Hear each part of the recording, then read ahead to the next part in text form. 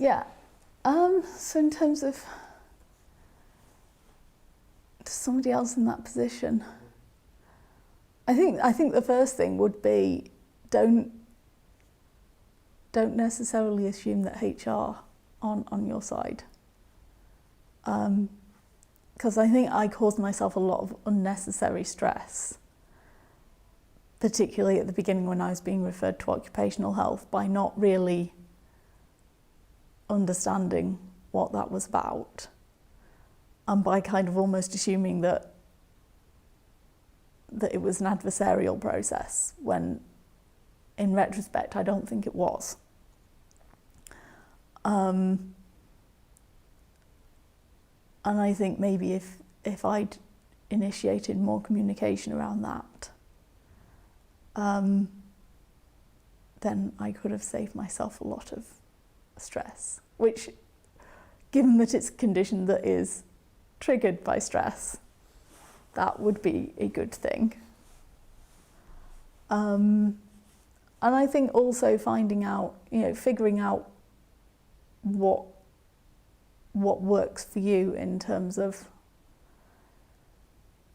allowing you to function, because what works for one person isn't necessarily the same for everybody. And I think it's quite important to find out what the options are, and not turn down an option because it feels extreme, or because it feels maybe medicalised, or because it feels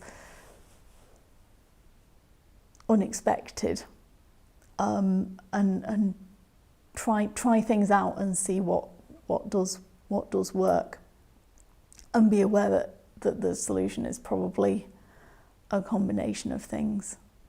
So like for me, it's been a combination of medicine and lifestyle changes and changes at work.